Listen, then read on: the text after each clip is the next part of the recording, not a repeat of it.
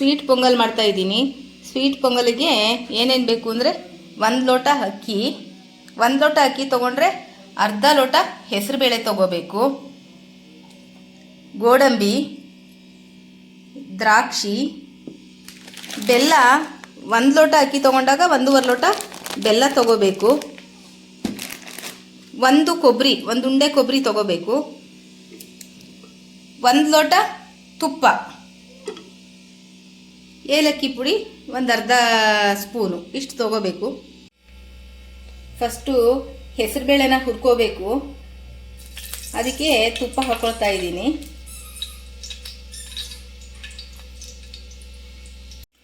ಗೋಡಂಬಿನ fry ಮಾಡ್ಕೊತೀನಿ.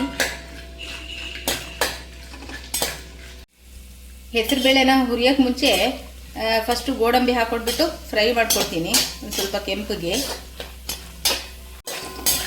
ಕೆಂಪಗಾಗಿದೆ, ತೆಗೆದಿಟ್ಕೊಳ್ತೀನಿ. ಇದನ್ನು ಹುರ್ಕೋಬೇಕು. ಆಮೇಲೆ ಹೆಸರುಬೇಳೆನ ಹುರ್ಕೋಬೇಕು, ಗಮ್ಮನ ಥರ ಹುರ್ಕೋಬೇಕು.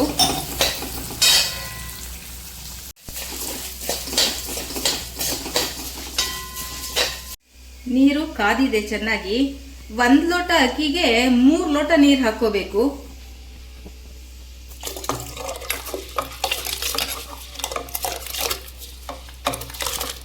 ಹೆಸರುಬೇಳೆನೂ ಗಮ್ಮಂತ ಹುರ್ಕೊಂಡಿದ್ದೀನಿ. ಇದನ್ನು ಅಕ್ಕಿ ಜೊತೆ ಬೇಯಕ್ಕೆ ಹಾಕ್ತೀನಿ.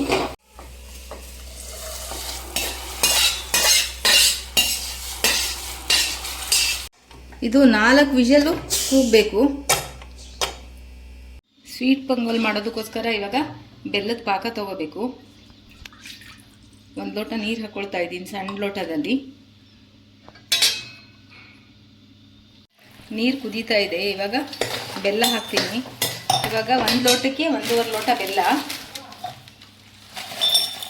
ಫುಲ್ಲು ಕರಗಬೇಕು, ಕರಗಿ ಪಾಕ ಬರುತ್ತೆ. ಕುಕ್ಕರ್ ಬಿಟ್ಟಿದೆ. ಹೆಸರುಬೇಳೆ ಮತ್ತು ಅಕ್ಕಿ ಆಗಿದೆ. ಇವಾಗ ಏನು ಮಾಡಬೇಕು ಅಂದರೆ ಕೊಬ್ಬರಿನ 1 ಹೋಳು, ನಾನು ಜಾಸ್ತಿ ಮಾಡ್ತಾ ಇದ್ದೀನಿ, ಆದರೆ 1 ಲೋಟಕ್ಕೆ ನಾನು ಅಳತೆ ಹೇಳ್ತಾ ಇರೋದು. ಇದ್ರ ಮೇಲೆ ಹಾಕ್ಬಿಡ್ಬೇಕು. ಯಾವಾಗಲೂ ಬಿಸಿ ಅನ್ನದ ಮೇಲೇ ಕೊಬ್ಬರಿ ಹಾಕಿಬಿಟ್ರೆ ತುಂಬ ಚೆನ್ನಾಗಿರುತ್ತೆ, ಟೇಸ್ಟಿಯಾಗಿರುತ್ತೆ. ಕೊಬ್ಬರಿ ಹಾಕಿದ್ದೀನಿ. ಹಾಕಿಬಿಟ್ಟು ಮುಚ್ಚಿಬಿಡ್ತೀನಿ. ಈ ಥರ ಮುಚ್ಚಿಬಿಟ್ಟು ಇಟ್ಬಿಡ್ತೀನಿ. ಈ ಥರ ಕೊಬ್ಬರಿ ಹಾಕೋದ್ರಿಂದ ಅದು ಕೊಬ್ಬರಿ ಜಿಡ್ಡೆಲ್ಲ ಬಿಸಿ ಅನ್ನ ಹಾಕಿರ್ತೀವಲ್ಲ, ಅನ್ನದ ಮೇಲೆ ಹಾಕಿರ್ತೀವಲ್ಲ, ಆ ಜಿಡ್ಡೆಲ್ಲ ಅನ್ನಕ್ಕೆ ಬಿಟ್ಕೊಳ್ಳುತ್ತೆ. ಆವಾಗ ತುಂಬ ಟೇಸ್ಟಿಯಾಗಿ ಬರುತ್ತೆ ಪೊಂಗಲ್ಲು. ಪಾಕ ಬಂದಿದೆಯಾ ಅಂತ ಗೊತ್ತಾಗಬೇಕು ಅಂದರೆ ಈ ಥರ ನೀರು ಇಟ್ಕೊಟ್ಬಿಟ್ಟು ಈ ಥರ ಮಾಡಿದ್ರೆ ಬಂದಿದೆ ಪಾಕ. ಈ ಥರ ಇವಾಗ ಇದಕ್ಕೆ ಅನ್ನ ಹಾಕ್ಕೊಳ್ತೀನಿ.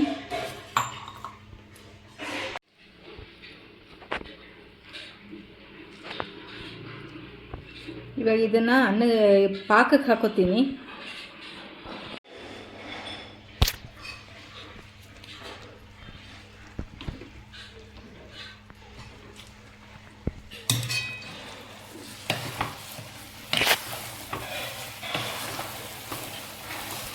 ಈ ಥರ ಸೇರಿಸ್ಕೊತಾ ಇರಬೇಕು.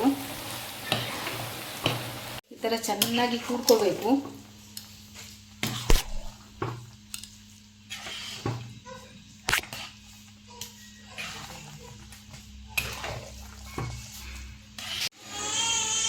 ಒಂದು ಲೋಟ ಅಕ್ಕಿ ತೊಗೊಂಡ್ರೆ 1 ಲೋಟ, ಅದಕ್ಕೆ ತುಪ್ಪ ಗೊತ್ತಾಗುತ್ತೆ ಎಷ್ಟು ಹಾಕಬೇಕು ಅಂತ. ನಾನು 1 ಲೋಟ ಅಂತ ತೊಗೊಂಡಿದ್ದೀನಿ.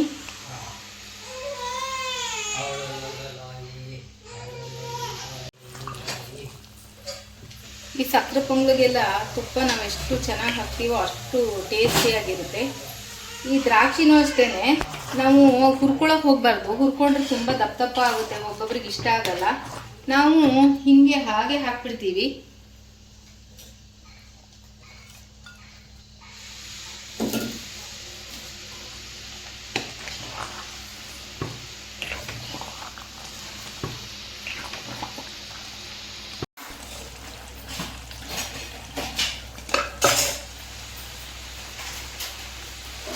ಗೋಡಂಬಿ,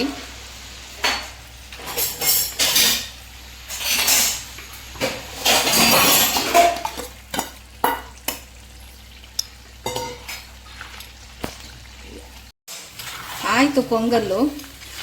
ಇಷ್ಟೇ ಸ್ವೀಟ್ ಪೊಂಗಲ್ ತುಂಬ ಈಸಿ ಮಾಡೋದು.